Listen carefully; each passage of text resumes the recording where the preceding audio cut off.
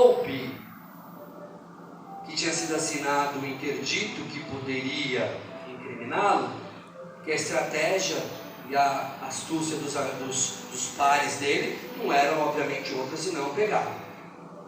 Só fizeram aquilo porque sabia que ele orava a Deus.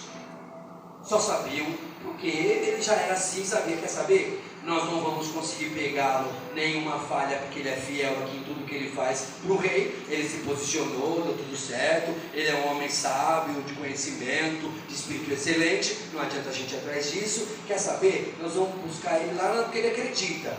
Nós vamos tentar pegar ele lá na lei dele, porque ele acredita. Aí alguém lembrou, sabe uma coisa que eu lembro? Daniel ora toda vez, é mesmo, ele ora mesmo.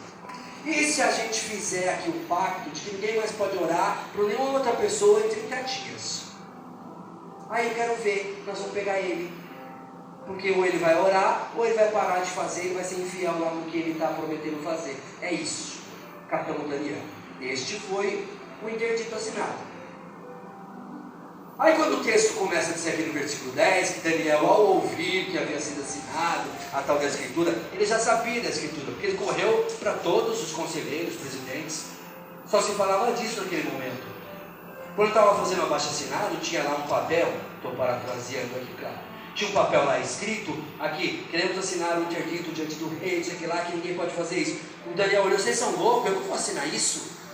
Não, está todo mundo concordando, só vai faltar a sua assinatura. Mas eu não vou pôr minha assinatura disso, imagina, eu não concordo com isso. Vai ficar só você, hein? Foram lá, convenceram o rei, tudo certo.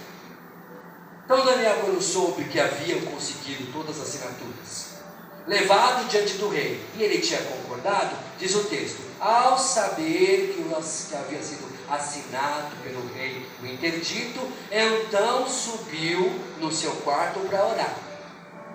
Quando eu leio o começo deste texto, eu posso ter uma falsa compreensão de que Daniel resolveu orar porque o problema começou a acontecer. Daniel foi orar porque viu um problema. Daniel foi orar porque estava uma aparente necessidade. Ele viu um problema, ao invés de ele discutir com seus pares, ao invés de ele xingar os outros presidentes, ao invés de ele fazer a louca, ao invés de ele ir lá e dar um tapa na cara do rei, ao invés de ele ir, não, quer saber? Eu vou orar. Eu vou orar. Está tudo bem. Está tudo bem se o texto fosse justamente isso, que Daniel resolveu orar porque havia algo sério por acontecer. Quantas vezes nós não nos colocamos em oração justamente quando temos algo sério para resolver, quando temos um BO para resolver, quando temos um problema? Isso poderia ser o princípio desta parte, desse trecho que está no texto. Mas o texto é melhor do que isso. Porque o texto completa dizendo que Daniel foi orar como ele costumava fazer. Sabe o que isso significa, o que isso diz para mim e para você? Daniel não era alguém que iria orar só quando tinha um problema. Daniel não tinha a rotina de oração como agora é o momento de oração.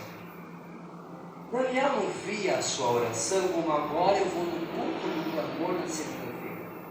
Ele tinha uma vida de oração. Ele tinha uma vida de compreensão da necessidade, da intimidade que ele deveria ter com Deus. Daniel usava a sua oração, diz o texto, numa reflexão nossa. Daniel usava a oração não como último recurso de um coração desesperado. Não tem mais o que fazer, eu vou orar. Mas como primeira atitude de um coração dependente. Você consegue compreender a diferença? Não que haja problema em você orar quando o seu coração está desesperado. Mas o que Deus espera nessa intimidade de busca de adoradores, de alguém que posiciona, de alguém que tem identidade, de alguém que firmemente se posiciona, não é alguém que só vai buscá-lo quando não tem mais o que fazer, não tem outra saída, não tem mais jeito, agora não sei o que fazer, mas como alguém que tem uma rotina tamanha de oração, que a oração é a primeira escolha, quer saber, vou orar. Tem alguma coisa acontecendo? Não, igual Jó fazia. Lembra de Jó que diz lá no texto? Diz a palavra que Jó orava pelos seus filhos e oferecia sacrifício, porque quem sabe eles têm algum pecado, ou vão pecar hoje, já vou oferecer sacrifício pela manhã. Olha que coisa gloriosa. Este era o posicionamento de Daniel.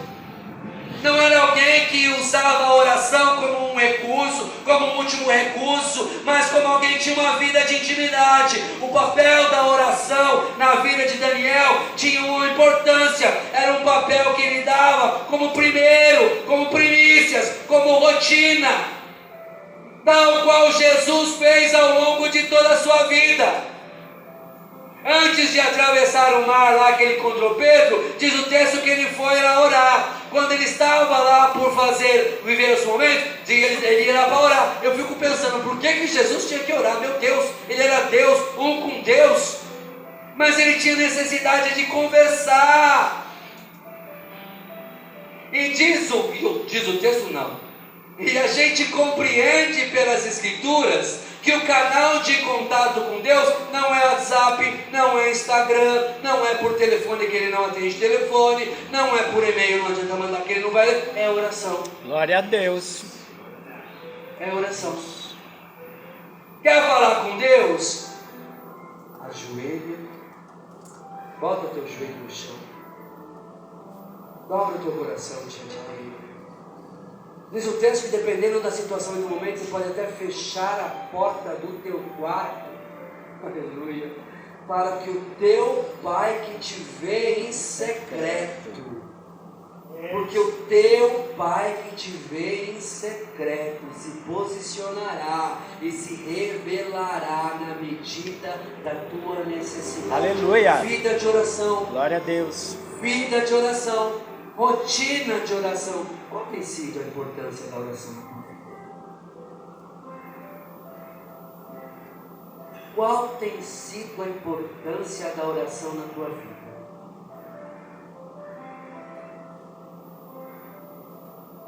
Vou repetir, não há nenhum problema em a gente orar. Quando os problemas vêm, é melhor a gente orar do que a gente se revoltar.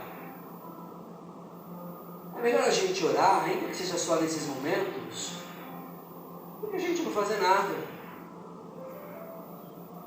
Mas lembre-se, a hora de consertar o telhado quebrado não é durante a chuva.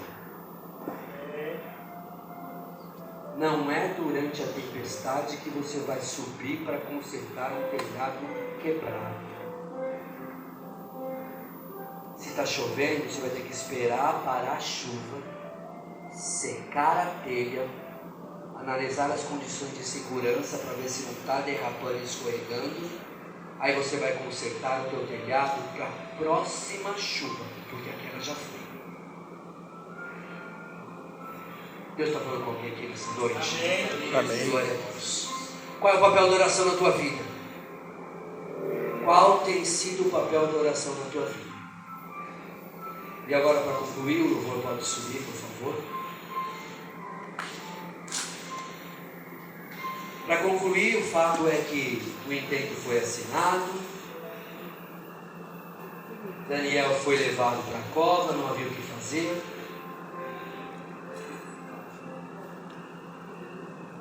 Foi lançado lá dentro, o que muitos rodaram parecia ter dado certo. O próprio rei Dario, que tinha uma afeição, um carinho por Daniel, ficou chateado porque teve que fazer aquilo. Mas existem algumas verdades dentro daquela cova. E muito provavelmente, eu não sei qual é eventualmente a situação, a cova que você esteja enfrentando. Eu não sei eventualmente quais sejam os leões que você esteja enfrentando, ou até que você foi enfiado, qual cova cheia de leões ao seu lado, que você foi jogado, que você foi lançado.